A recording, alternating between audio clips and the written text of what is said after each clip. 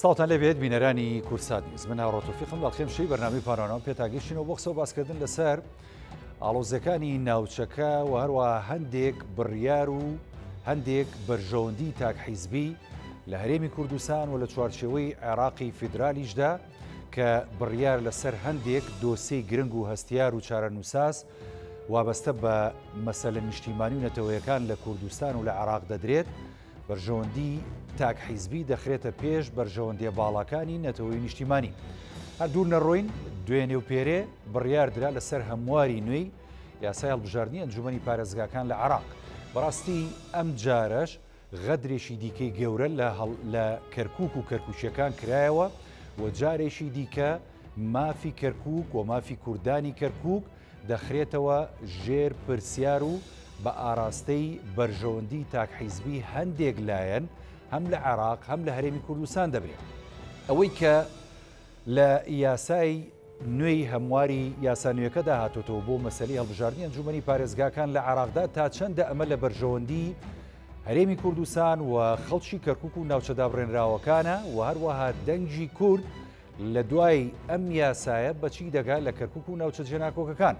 ئەو قورسایی کە لە ڕابردوو هەمان بوو ئاخۆ هەروە دەمێنینەوە ئەوەی کە ڕوویدا لە ئەنجومەنی نوێنەران بە گشتی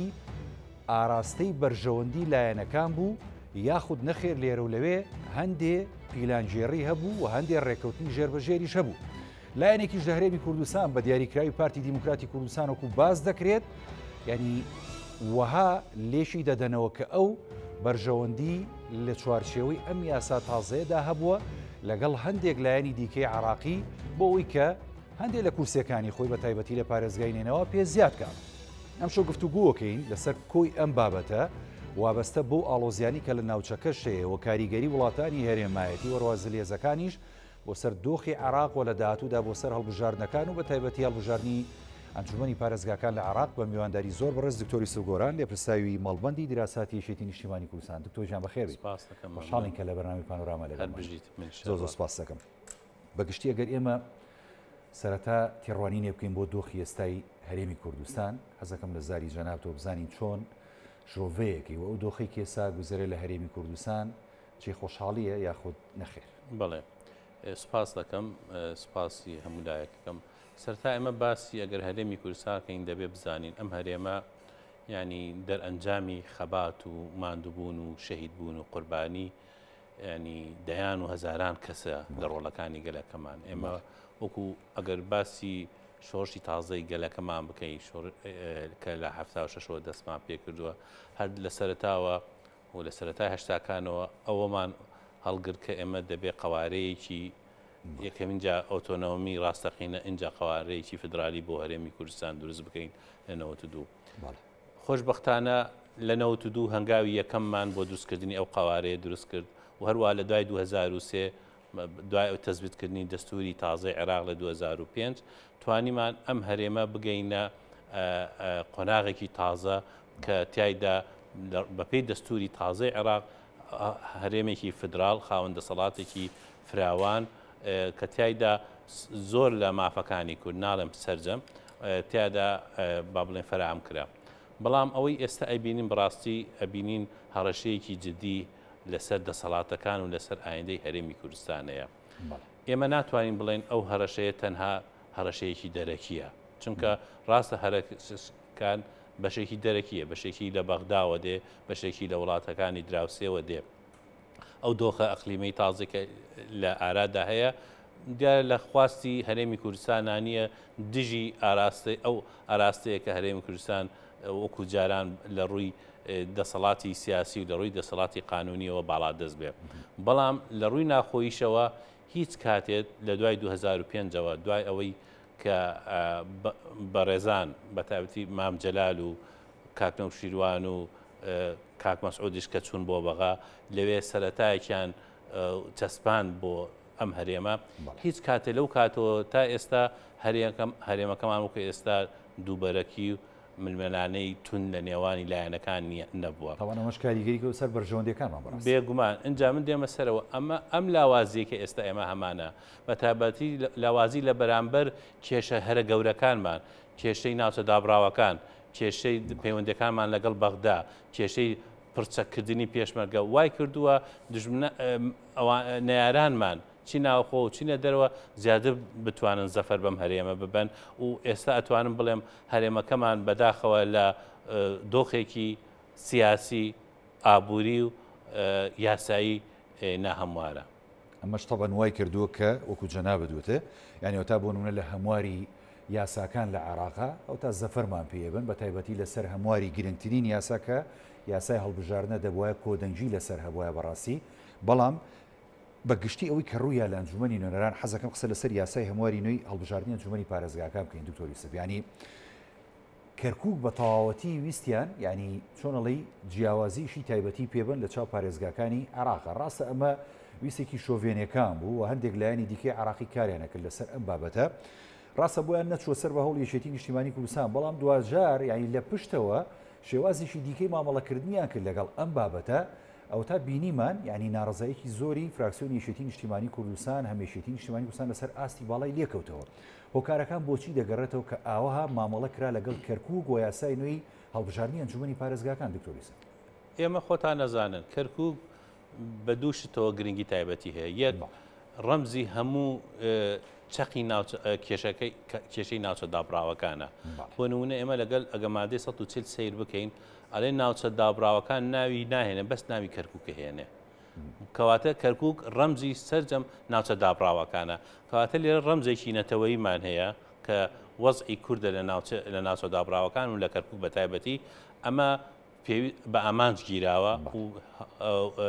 ویستراوە ئەم ڕەمزە وەکوەوەی کە پێشتر هەیە لاواز بکرێ و ئستهداف بکرێ ئەمە لایەکتر هەمومان ئەزانین کەرکووک لە ڕووی تاریخیەوە ینی مەڵبەندی سەرەکی یەکێتی نیشتیمانی کوردستان بووە ناوچەی سەرەکی هێز و دەنگ و مێژوو قوربانی یەکێتی بووە قودسی کوردستانیشی بزەبەت بەڕێز مامجەلال خۆی ناوی قودسی کوردستانی لێناوە کە ئەمە قودسەتی و پیرۆزێکی تایبەتی خۆیە بۆیە لە هەردوو لاوە کەرکووک بە ئامان گیراوە یەک هەم لە ڕووی نەتەوەیەتیەکەی هەم لە ڕووی ئەوەی کە وەکو یەکێتی کە ئەتوانم بڵێ یەکێک بۆ لە بربڕە پشتەکانی یەکێتی و هێزی سیاسی یەکێتی بۆیە بەم شێوەیە کە ئێستا باسمان کرد کە زیاتر دوای تەڵسی لەسەر دەین ئەم یاسایە دەرچوو کەرکووک کە بەنسبەت یەکێتی نیشتیمانی کوردستانەوە هێندە گرنگەوە هەر لە سەردەمی کۆنەوە یعنی زۆربەی شۆڕشەکانمان ینی هەمومانە زانین کە لەسەر کەرکووک زۆرجار شۆڕشەکان لە ناوچەوە یاخود لەگەڵ حکوومەت و ڕژێمەکانی ڕابردوودا نەگەیشتونەتە ڕێکەوتنی کۆتایی ئەوەی یەشێتی مەبەستی بوو لە کەرکووک لە ساڵانی ڕابردوو توانی تا ڕادەیەشی باش ینی لە ڕووی مافە یاسایی و دەستوریەکانە لە ناو دەستوری هەمیشەی عێراق بەڕابەتی سەرۆک مامجەلال و دوجار سەرکردەکانی دیکەی یەکێتی نیشتیمانی کوردستانەوە لەم ئەخیرەشە سەردانە بەردەوامەکان و ڕێکەوتنە بەردەوامەکانی سەرۆک باوجەلا تاالبانی لە بەغدا کاریگەری هەبوو بۆ دۆخی کەرکووک تا ڕاددایەک بۆ ئاساییکردنەوەش بەڵام ئێستا ئەم یاسایە کە ئەگەر بەم شێوازە لە کەرکووک ئێمە بچینە پرۆسی هەڵبژاردنەوە پێ دوایە دیموگرافیای کەرکووک جارێکی دیکە بە دەستی شیعەکانی عێراق و هەندێک لایەنی کوردی دەگۆڕێتەوە یاخود نا دکتۆر یوسف بەڵێ خۆی ئەم یاسایە یاریکردنە بە دیموگرافیای کەرکووک پێش هەموو شتێ و پێشلکردنی وازحی دەستوری عێراقە یعنی ئەمە دوو خاڵی سەرەکی دەستوری عێراق خۆتان نەزان باسی مادەی 140ەکە لە مادەی 140 باس ئەگەڕێتەوە بۆ مادەی 58 یاسای مرحلەی انتقالی لێ زۆر بە ئاشکرا باسی ئەواکە کە بۆ یەکلاکردنەوەی مەسیر و سنووری کۆتایی کەرکووک دەبێت سێ قۆناغی تیا بکرێت تەطبیع بکرێ ینی دوایەوە ئەحساب بکرێ اینجا ڕفراندۆمی تێدا بکرێ دوای ئەمە دەرئەکەوێ سنووری کەرکووک کوێیە و کێن ئەوانەی کە ئایانگرێتەوە یعنی ئەو خەڵکانە کێن لەم یاسایەدا بڕیاری داوە کە سنووری کەرکووکێیە ینی کەواتە ئەم یاسایە ئەیبینی لەگەڵ خودی نەسی دەستورەکە ناگونجێ کەواتە ئەمە لە ڕووی بابلێن لە ڕووی دەستوریەوە مخالفێکی تەواوی دەستورە ئەگەر ئەمە یاسانوێکە ئەمە طبعا لە زۆر شوێنی ترا دژی ئەم دەستورە بەڵام ئەمە زۆر بە زەقی دیارە لەلایەکی ترەوە لە چەندین مادەی دەستوری عێراق باسی ئەوە کە گۆڕانکاری دیموگرافی و ئەوانە ئیتر قبول کراو نییە لە عێراق پێویستە وەکو هەوڵ بدرێت چاک تەطبیع بکرێتەوە بە تایبەتی لە ناوچە دابراوەکان. بەڵام لێرە ئەی بینین لە دەقێکی ئەم یاسایە هاتووە ئەڵێ ئەوانەی کە پێش 2003 لە کەرکووکە کۆبوونی بایعیان هەبووە و مسەجل بوونە ڕسمیەن تا 2003 مافی دەنگدانیان هەیە. ئەوانە کێن؟ ئەوانە عەرەبە هاوردەکانن، ئەوانەی کە لە ناوچەکانی ناوەڕاست و باشووری عێراق هاتوونە کۆبوونی بایعیان هەبووە کە بەپێی مادەی 140 لە دەستورە بەشێکیان ئەسڵەن گەڕاونەتەوە بۆ قەرەبووشیان وەرگرتو و گەڕاونەتەوە خۆیان بە کەرکووکی دانانێن. ئەم دێ مخالفەی ئیجراعاتی حکوومەتەکەی خۆیەکە، مخالفەی دەستورەکە خۆیەکە و ئەوانش کەم نەبوون، زیاتر لە خۆیان نزیکەی ئەگەر حسابی ڕەنگە 200,000 با بڵێن ئەگەر عەرەبی هاوردەمانە بێ نزیکەی 15,000 قەرەبووشیان وەرگرتووەتەوە بەڵێ پیانەودون 10,000ەکان کەواتە ئەوانەیشی کە قەرەبووشیان وەرگرتووەتەوە ئێستا ئەیان هێننەوە جارێکی تر دەنگیان پێدەن. دەوترێت دکتۆری سەبەوانە زیاد لە 150,000 کەسە بن ینی بەڕاستی زیاد لە 150,000 کەسن. ئەمانە بەشێکیان ناوچەیە گۆڕێگەر دەنگ بدەن لە داهاتوە. نەک هەر دیموگرافیاکە ئەگۆڕێ، ئێمە دەبێت بیر لە شتێکی تر کە نەتائیجی هەڵبژاردننی کەرکووکە گۆڕدرێ، تەوازنی دیموگرافی ئەگۆگرێت، تەوازنی سیاسیش ئەگۆدرێ و بەم شێوەیە ئەمە مخالفەیەکی واضحی مادەی 140 کە دەستورێک هەیە هەموو ئجراعاتەکانی تێدا کردووە. بۆیە ئەگەر ئێمە بەم ڕەوتە بڕۆین با بڵین مە ڕۆتەی کە لەم یاسایی هەیە چی ئەبینین؟ ئەبینین ئیتر لە مەودا کورد قەت ناتوانێت زۆری نەبێ. بۆ تۆ سەیری کە یاساکە چۆن هاتووە لە مەسلحەتی عەرەب ئەندازە کراوە. ئەڵێ ئەم یاسایە لەسەر بنەمای ئیحسای 1957 باشە، بەڵام ئەوانەی کە لە 2003 تا 2003 لە کەرکووک بوونە و کۆبوونی بایعیان هەبووە ئەوانش دەنگەدەن. بەڵام لێرە هەندێک شوێن هەیە لە 57 کەرکووکی نین، مەسن منتەقەی زابە و منتەقەی سەرگەڕانە ئەوانە ئەمان هاتوونە ئەو ناوچانەشیان تێ کردووە سویانە سەر کەرکووک لایەکە ئاڵێ لە 1950 ئەوانە لەسەر بنەمای 1957 ئەکەنە ئەساس لەلایەکەوە ئستثنا بوو هەندێک ناوچە کراوە کە زۆرینەی عەرەبە. زاب زۆرینەی هەرە مطلقی عەرەبە، هێنایانەتە بۆی گۆڕانکاری لە نەتایجی انتخابات بکرێن. سەرگەڕان فەرقی هەیە تقریبا نیو بەنیوە تۆزی عەرەب زیاتر ئێستا چونکە ئەوان شاوردن. ئێستا توان بڵێم 45 بە 55 عەرەب زیاترە. بەڵێ ئەمە وا ئەکا ژمارەی عەرەب لێرەشەوە زیاد کراوە جگە لەو هاوردانی کە لە ناو کەرکووک بوونە. ئەمە لایەکی تر هاتووە چی کردووە یاساکە؟ هاتووە ئەو کوردانەی ڕاستە 59یان هەیە بەڵام نەکەوتونەتە سنووری ئیداری ئێستای کەرکووک، مەسەن ئەو کوردانەی لە 57 لە کەرکووک بوونە بەڵام ئێستا بەشێکیان تەرحیل کردناونەتەوە بۆ چەمچەماڵ، بەشێکی تەرحیل کراونە بۆ کەلار، بۆ کەفری، بۆ دووز. ئەمانە مافیان نییە دەنگ بدەن، مافیان نییە دەنگ بدەن ئللا ئەگەر ئەوانەی بەپێی ئەو لیزنێ دوای 2004 و 5 دروست بوو بۆ گەڕانەوە بۆ کەرکووک ئەوانە ئەوان ژمارەیان زۆر نییە ڕەنگە 10-15 بن. ئەنی بۆیە ئەتوانین بڵێن بەشی هەرە زۆری ئەو کوردانێک کە لە 57شە کەرکووکی بوونە دەرکراون بەڵام نەچونەتە ناو ئەو لزنەیە کە لزنەی گەڕانەوەی پێڵێن ئەمانە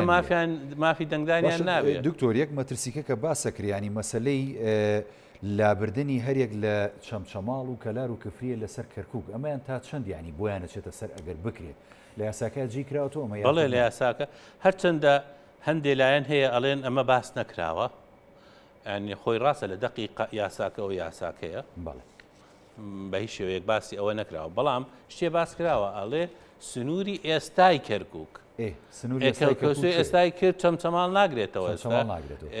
دووز ناگرێتەوە، کفری ناگرێتەوە، کەلار ناگرێتەوە. ئەمانای کە 57یان هەبووە و بەڵام 57یان کەرکووک بووە بەڵام بەپێی ئەو هینە نەگەڕاونەتەوە ئەو لیزنەی کە باسمان کرد مافیان نییە دەنگ بدەنەوە لەوێ. ئەمە واضحە چونکە هیچ دەقیق نییە ئەگەر وا بواە ئەگەر ئەو کەسانی کە ئەڵێن ئەمانە مافیان هەیە دەبواە چۆن ئستثنا بۆ زابوو بۆ سەرگەڕان بکرایە لە 57 بۆ ئەمانش ئستثنا بکراین بڵێن بتایە ئەوانە ناگرێتەوە کە لە 57 نفوسیان لە کەرکووک بووە بەڵام دیارە ئەمە تەنها بەس بۆ کەمکردنەوەی ڕێژەی کووردە و زیادکردنی ڕێژەی عەرەبە. باشە دکتۆر ینی شتەکە مەدروسە یانیەوەی کە ئێمە سەخوێندنەوەی بووەکەین بەڕاستی ئەمیش لایەنی عەرەبی بە تایبەتی کاری لەسەر ئەم بابەتە کردووە تا ڕادێکیش تورکمان وەکو دەوترێت بەشێکیش لە کورد بەڕاستیانی لەگەڵ ئەم بابەتەیە بووە.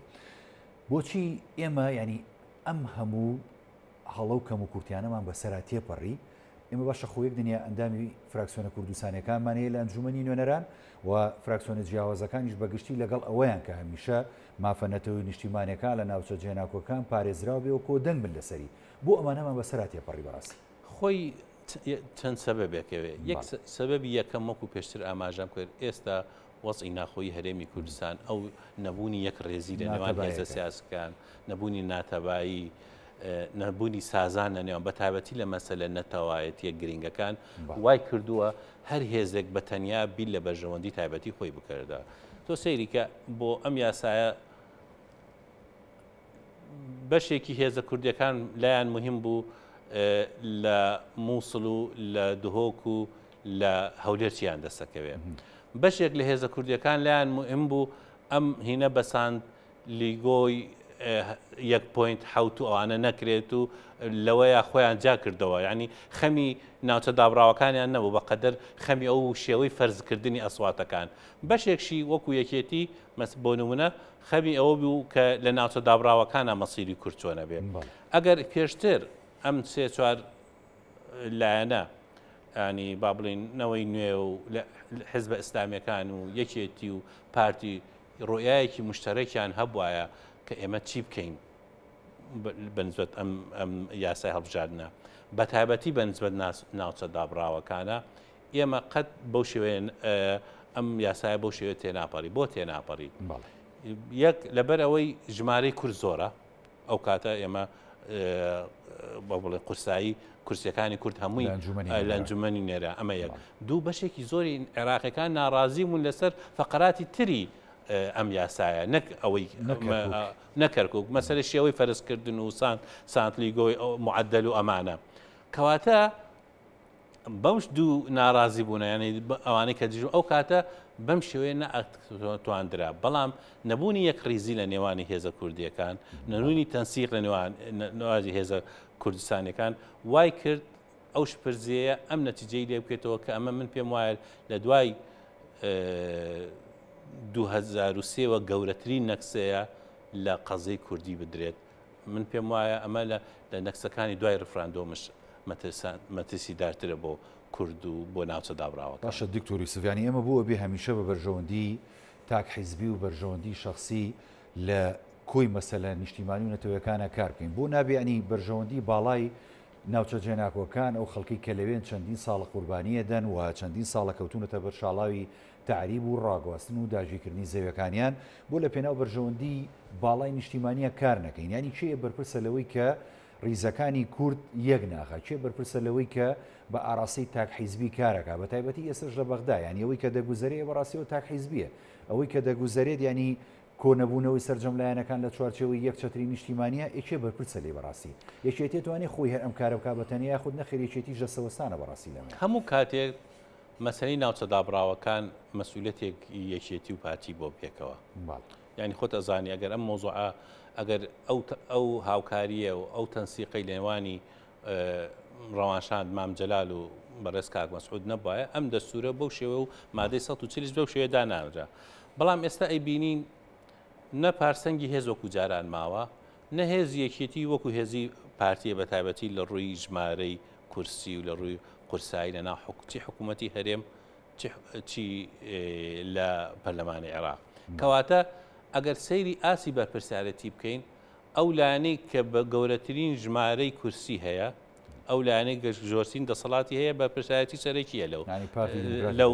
بەڵام ئەوە معنایەوە نی ئێمە بەرپرسیار نین ئێمەش بەقەدەر ئەو هێزی کە هەمانە بەرپرسیارن لەو دۆخەی کە هەمانە بەڵام وەکو ئەبینی لە قەزێکی وەکو کەرکووک یەکێتی زۆر جار قوربانی داوە ڕەنگە زۆرجار بەپێی بەژەوەندی خۆشی نەوێت کە قوربانی داوە سم بۆ نمونە ئێمە لە 2005 کە ینی هەڵبژاردننی پارێزگای کەرکووکمان کرد خۆ هەموو کەس ئەزانێ ئەو کاتە قەبارەی یەکێتی لە کەرکووک چنێ بوو قەبارەی هێزەکانی تر چنێ بوو کوردیەکان بەڵام یەکێتی ڕازی بوو بەوەی کە وەکو یەک ژماری کورسیان هەبێ بۆ لەبەر پاراستنی یەکدەنگی کورد لە کەرکووک ئەو یەک ریزەی کە باسمان کرد بەڵام ئێستا ئەیبینین دۆخەکە کاتێک کە ئێمە ینی با بڵێن پارسەنگی هێزەکە بەو شێوەیە ئێستا وەکو کەجاران نیە ئەبینین ئەو احتیمامێک بۆ قەزێتی ناوچە دابراوەکان و بەتابەتی بۆ ناوچ بۆ کەرکووک و بۆ ناوچەکانی ترش لەسەروی ئەجندای سیاسی کوردیەوە نییە. باشە دکتۆری سفیانیەوەی کە ڕۆدا بە تایبەتی لە عێراق و لە ناوچە دابڕێنراوەکان و بە تایبەتیش ینی ئەو ناتەبایی کێسا گوزەرە لە نێوان یەکێتی و پارتی و ئەو ڕەوشە ئاڵۆزەشی کە هەیە لە هەرێمی کوردستان بەڕاستی کە ینی کەس مرتاح نییە پێی یاخود کەس ئاسوودە نییە لەوەی کە گوزەرێ تا چەند ئەمە ینی لایەنی دەرەشی تەسیرات و کارتێکەری خۆی هەیە ئەو گۆڕانکاری هەرێمایەتی و نێودەوڵەتیانی کە دەگوزەرێمانە تا چەندەوە بەستێ بە قەزیی ئێمە بە تایبەتی لە هەرێمی کوردستانیش بەڵێ خۆی ئەمە لایەنی دەرەکی تەسیرێکی زۆری هەیە بەڵام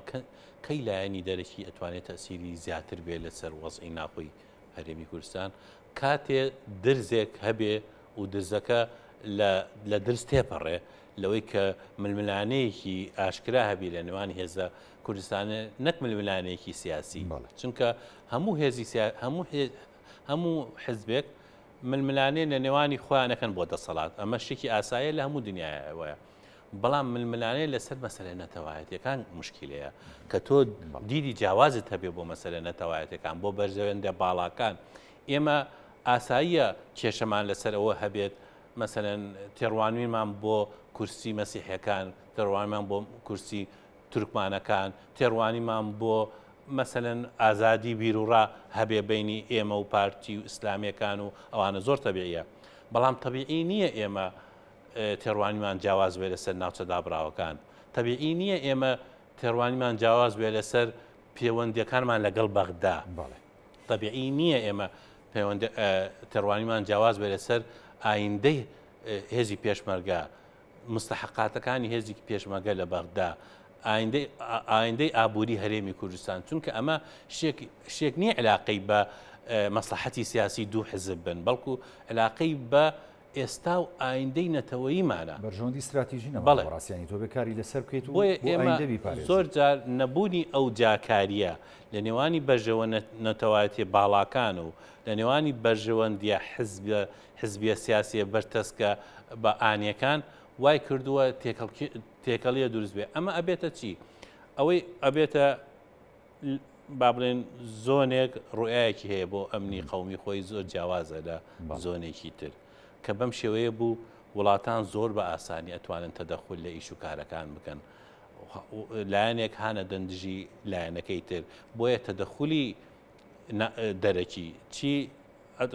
تەدەخلی عێراق بڵین وەکو دەوڵەتی ئیتیحادی چی دەوڵەتەکانی دەوروبەر ئەتوانێت زیاتر تەسیر لەسەر مستەقبەلی کەرکووکە بە فعلیەت توانین بڵین واقعی هەرێمی کوردستان ئێستا ئاوایە کە جەناب دوێنای بکەی بەڵێ ئەگە خراپتریش نەبێ کارە ساتە بەڕاستی بەڵێ ئێمە لەبەرەوەی وەکو پێشتر ئاماژمان پێدا هیچ کاتێ بەقەدەر ئێستا دووبەرەکی و ناتەبایی نەبووە لە نێوانمان سەبارەت بە کێشە گەورەکان کێشەی گەورەمان هەبووە بەڵام لەسەر مەوزوعی لاوەکی بووە بەڵام لەسەر مەوزوعە گەورە استراتیجیەکان ئەمە یەکەمین جارە ئەتوانم بڵێم لە دوای دروستکردنی بەرەی کوردستانیەوە پەیوەندەکانی نێوان یەکێتی و پارتی بەو شێوە خراپێت تەنانەت لە وەختی شەری و ناخۆشە ڕەنگە ئێمە بۆ کێشە دەرەکیەکانمان تۆزێک هەماهەنگی هەبوو بن بەڵام ئێستا ئەوەشمان نییە جەڵ ئەگەر دۆخەکە وا بڕوادەوە پەیوەندی نێوان یەشێتی و پارتیا بەم ئاستەی ئێستا بێ کە دەگوزارێ هەردوو نەڕۆین بەڕاستیان لەسەر مەسلەی ڕاگررتنی نەوت هێرێمی کوردستان لەسەر ئەو بڕیارەی دادگای ناوژوانی پاریس ینی بەشێکە بینی بەشێک لە هەرێمی کوردستان خۆشحاڵە خەڵکەکەی بۆی کە نەوتەکە ناڕاتە دەروێ بەڕاستی ئەمە کارە ساتە خۆی تۆ سیاسەتی تاک حیزبی و تاگڕەوی وا بکە کە تۆ بەشێکی خەڵکەکەت ناڕازی بێت لە کۆمەڵێک بابەتی گرنگ و هەستیار ئێتۆ نەود مافی هەموو خەڵکەوە ئەبێ پێمان خۆش بێت کە دەواازەیەگە بێ لی بچێتە دەرەوە بەڵام ئاوا بیر بکەینەوە بەڕاستی یعنی ئەمە چی وای کردووە کە خەڵک بێگومان ئێمە وەکو سیاسەتی نەوتی ئێمە دار یەکێتی لە سەرەتاوە زۆر لەگەڵ ئەوە نەبوو بەو شێوەیە ئەمە سیاسەتی نەوتیمانە بێ بەڵام دوای گەشەکردنی هێز و توانای وزە لە هەرێمی کوردستان ئێمە هەمومان لەگەڵ ئەوەیە بوون کە هێز و توانای وزە چی نەوت بێت چی گاز بۆ بەژەوەندی خەڵک بۆ بەژەوەندی کۆمەڵانی خەڵک کوردستان بەکار بێ وەکو مافێک و وەکو کارتێکی بەهێزی ئابووری خۆمان بەکاربێنین ئێمە قەتێکێتی دژی ئەوە نەبووە بەڵام کاتێک کە ئەم کارتە وەکو کارتێکی سوتاوی لێبێ و نەتوانی بۆ بەژەوەندی بەشی هەرە زۆری خەڵکە بەکاربێنین ئەو کاتە بەداخەوە ڕێیکی وا ئێستا بەربڵاو بۆتەوە کە ئەم کارتە ئێستا بە دەستی عێراقەوە بێ باشترەوە دەستی بەغدا هەرچەندە ئەمە ڕێیکی ڕاست نییە خۆی لە ڕاستیە چونکە هیچ زەمانەتێک نییە کە ئەو کارتە لە لای عێراق بێ بە باشتر بەکاری هێنێ وەکۆی کە ئێستا هەیە بەڵام ئەو وەکو بڵێ جیاوازی لە ناوچەیەک بۆ ناوچەیەک ئەو جیاوازیە و ئەو ناپارسەنگیە لە وەزعی ئابووری ناوچەکان و ئەو وەزعی ئابووری کە ئێستا خەڵکی کوردستان تیا تێپەڕێ وا ئەکا بەشێکی هەرە زۆر بەداخەوە خەڵکی کوردستان پێیان باش بێ ئەم سیاست ئێمە واز لە سیاسەتی سربەخۆیی نەوتی خۆمان بێنین و زیاتر ئەوە تەسلیمی بەغدا سێوەری بەغدا دوجار ینی دکتۆر یوسف سیاسەتی تاگڕەوی و خۆبەزلزانی لە هەرێمی کوردستان و لە بڕیارە استراتیژی و چارە نووسازەکان وەروەکو جەنابیشت پێشتر ئاماژەت بۆدا پەیوەندیەکانمان لەگەڵ بەغدا زۆر جارانی بۆنونە لایەنێک لە هەرێمی کوردستان کە یەکێتی نیشتوانی کوردستان بوو هەوڵیا پەیوەندیەکانی لەگەڵ بەغدا چاک بکە ینی تاوانبارەکرا بە هەندێک لە عێراقچێتی و هەندێک لایەنی دیکە بەڕاستی ئێستا سەیرەکە ینی هەموو لایەنەکانی دیکە ئاراستەکە بەرەو بەغایە و دەیانەوێت کۆی گشتی بابەتەکان تەسیم بە بەغدا بکەنەوە ئەمە مەسلەی وەڵام نەوت هاتە پێشەوە چکە لە داهاتووە یاسایشی گرنگتر لە ئەنجومەنی نوێنەرانی عێراق سەوباسی لە سەرەکری و ڕێکەوتنی لە سەرەکری و دەنگدانی لە سەرەکری یاسای نەوتوغازی عێراقە ئەمە گەر ئێمە بەم حاڵەوە و بەم وەسئەوە بچینە نێو ململانەی ئەم دەرچواندنی یاسای نەوتوغازە عێراق ڕاستی چیمان بەسەرێ بە تایبەتی بەرژەوەندەکانی کورد دکتۆر یوسف بەڵێ خۆی ڕاستی یاسای نەوت و گازی عێراقیشێکە لە کێشەکان لە دوای نووسینی دەستورە لە 2005 تاکو ئێستا عێراق نەیتوانێت یاسای نەوت و گاز دەرکات کێشەی سەرەکی ئەوەیە کە دەستور بە شێوەیەک تەقسیمی یا دابەشکردنی دەسەڵاتەکانی نەوتی گازی کردووە کە ئاسان نییە تۆ بتانی یاسایەک لەو چوارچێوەیە دەربکەیت بەڵام کێشەکە بە تەنها لەگەڵ هەرێمی کوردستان نییە بۆی ڕانکە ئێستاوا بەڵێت پارێزگاکانی تری عێراق بە تاوتێ و پارێزگانی کە نەوتی تێدایە چکە ئەوانش داوای ماف و پشکی خۆیان ئەەکەن وەختی خۆی لە بەتاوەتی لە 2006 و 7 و 8 کە ئەو یاسای نەتواندا دەربچێ ڕاستە بەشێکی علاقی بە هەرێمی کوردستان بووە بەڵام بەشێکی علاقی بە داواکاری پارێزگاکان بوو کە ئەو کاتەنیان ئەویست دەسەڵات بدەن بە پارێزگاکان بۆ ئەوەی بتوانن دەوریان هەبێت لە بەڕێوەبردننی نەوت بەڵام ئەگەر ئێستا بیبینین دیارە بەشی هەرە زۆرمان ئێستا متتەفقین بە کوردیشەوە بە یەکێتی نیشتیمانی کوردستانەوە کە زۆر زەرورە ئێستا یاسای نەوت و غاز دەربچێت چونکە ئەم یاسای ئەگە دەرچوو بە تایبەتی ئەگەر لەسەر بنەمای دەستور مافە دەستوریەکانی هەرێمی کوردستان کە هاتووە کە چۆن ئەتوانین ئێمە بە دوای نەوتا بگەڕین چۆن ئەتوانین نەوت دەربکەین ئەمە هەمووی لە دەستورە هاتووە تەنها شتێک کە لە دەستورە بە ئاشکرا باس نەکراوە کە حەقی فرۆشتنی دەرەکی نەوتمان هەبێت تەنها ئەمەی تێدا نییە چونکە سیاسەتی خارجی بە پێی دەستور مڵکی با بڵێن دەسەڵاتی فدرالیە بەڵام وەکوتر مەسەلەی گەڕان بە دوای نەوت عقدکردن دەرکردن هەمووی هاتووە ئەگەر هاتوو ئەو یاسایە بتوانێت ئەم مۆزوعە تەنزیم بکە من پێم وایە بەشێک لە کێشەکان چارەسەر ئەکا بۆ لەبەرەوە ئەو کاتە ئێمە ئەشتوانین لەسەر بنەمای ئەو یاسایە یاسایەکی خۆمان بۆ نەوت و غاز دروست بکەین ئێستا کە ئەو یاسایی کە هەمانە ڕەت کراوەتەوە لە نانیمە فدرالی عێراقەوە بۆیە ئەو کاتە لە جاتیە ئەو مۆزوعە بێتە مۆزوعێکی سیاسی لە نێوانی دوولە ئەبێتە مۆزوعێکی قانونی دەستوری کە لەسەر ئەساسی بنەمایەکی قانونی ئەو کێشەیە چارەسەرە بێ یەکێک لە کوانوەکانی ململانێ لە نێوانی بەغدا و هەولێر چارەسەر ئەبێ. گەورەترین کێشەیەوە بەڵێ کێشەیەکی زۆر گەورەیە. دکتۆر یوسفانی زۆر باس لە بنەمە دەستوری و یاسایەکانەکەی جەنابەت، ینی هەمومان ئەزانین و بیریشمان نەچێت، ینی بەشێک لە عەرەب ینی نەزعێکی شۆڤێنیانەیە بەوەی کە بەشێک لەو یاسایانەی لە دوای ساڵی 2023ەوە دەکراوە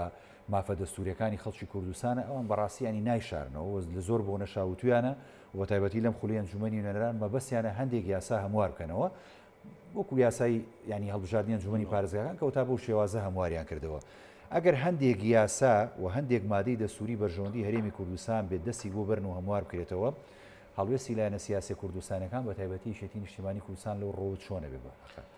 بەڵێ خۆی خۆتان نەزانێکێتی تەرەفێکی سەرەکی بۆ لە داڕشتنی دەستور. هەر یاسایە کە لەگەڵ دژ بە مافە نەتەوایەتی و نیشتیمانیەکانی هەرێمی کوردستان و دەسەڵاتەکانی هەرێمی کوردستان لەسەر جەمبوارەکاندا بێ یەکێتی دژی ئەوەستێتەوە بۆ لەبەرەوە یەکێتی ئەساسی علاقەی نێوانی هەرێم و بەغدا کە داژێژاوە یەکێتی ڕۆڵی سەرەکی هەبووە بەڕێز مامجەلال ڕۆلی سەرەکی هەبووە برادەرانی ئەو کاتە کاک نەوشیروان و هەموو ئەو برادەرانی کە لەو کاتەیە لە بەغدا بوون ڕۆلی سەرەکیدا تێدا هەبووە. بۆیە من پێم وایە و ئەکیدم وایە یەکێتی دژی هەموو ئەو هەوڵانە ئەوەستێتەوە کە هەوڵی بەرتەسکردن و کەمکردنەوەی دەسەڵاتەکانی هەرێمی کوردستان مافەکانی خەڵکی کوردستان ئەدەن لە عێراقدا. مەسلەی حەزەکەمە لەسەر ئەو یاسایی هەڵبژاردنە بێنەوە هیچ دەرفەتێک ماوە بۆی کە ینی کورد لە بەغدا بتوانێت تانە لە یاساکە بتا خۆگرتانەشی لێوە تۆ بڵێ ینی دادگای باڵای فێدرالی لە بەرژەوەندی کوردیەک لای بکاتەوە. خۆی لە ڕووی قانونیوە ئێمە بۆمان هەیە شکاتکەین لە محکەمەی فێدرالی. باش ئەمە وەکو کورد وەکو یەکێتیش چونکە محکەمەی فێدرالی بەپێی نەسی دەستور هەر لایەنێکی متەزەرر لە هەر قانونێک چی وەکو کەس و چی وەکو کۆ ئەتوانێت داوا بکە سکاڵا بکە لە محکەمەی فێدرالی دژی هەر یاسایەک کە بزانێت دژی بەرژەوەندی خۆیەتی کەواتە وەکو کورد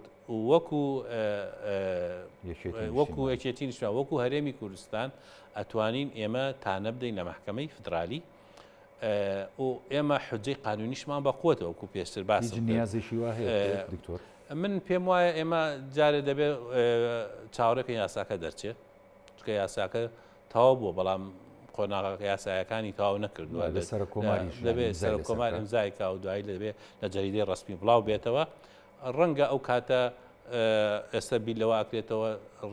بیل لەو ڕێگە چارانە بکەینەوە کە باشترە بۆ بەرپەرزدانەوەی ئەم یاسایە. ینی کاوەتە و کاتە یەکێتی وەکو حیزب تانی لێدا لە من پێم وایە ئەمە ئیشێکی باشە بێ ئەگەر یەکێتی ئەگەر بیکە. بەڵێ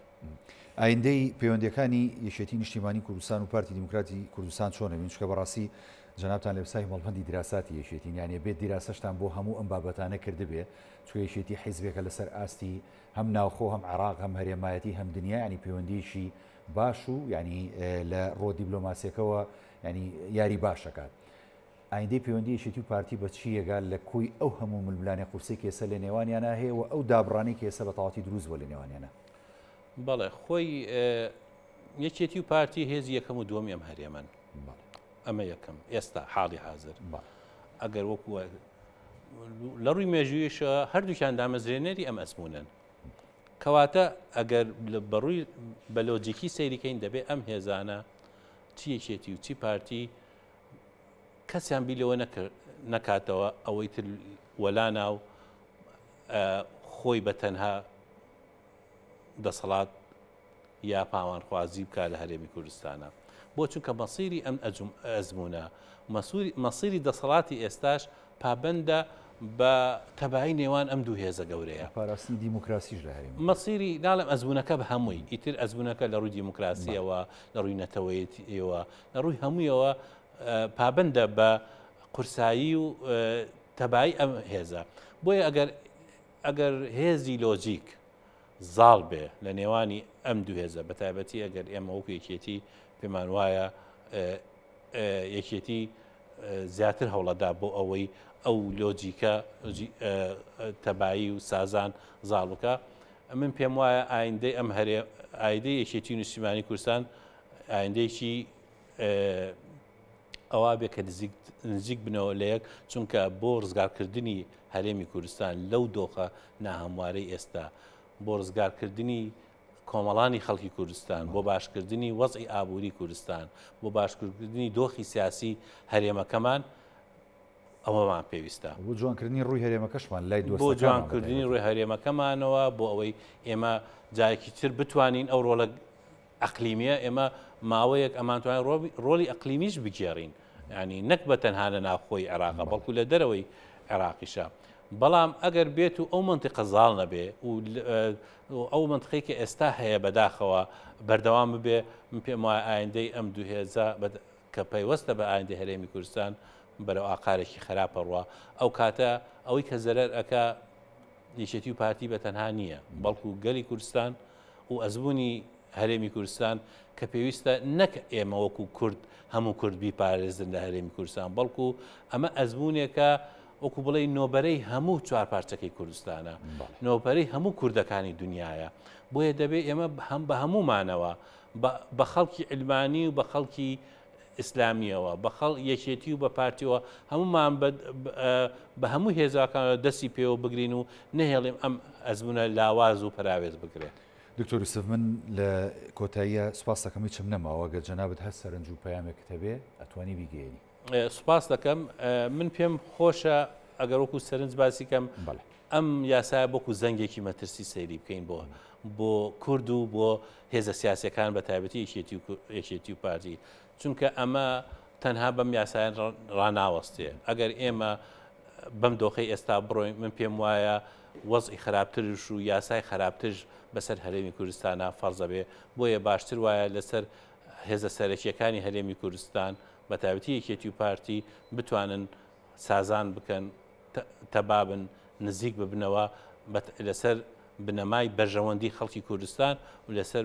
بەهێزکردن و پاراستنی هەرێمی کوردستان. زۆر سپاس بۆ بەڕێز دکتۆری سڤگۆران لە پرسای مەڵبەندی دراوساتی یەکێتی نیشتیمانی کوردستان کە لە بەرنامەی پانۆراما لەگەڵام زۆر سپاس دەکەم دکتۆر گیان مادوومان کردی سپاس. بەڵێ بینەرانی بەڕێز ئەڵقێم شەوی پانۆراماتان پێشکەشکرای ئەو ساغ و تەندروست باش خواتان.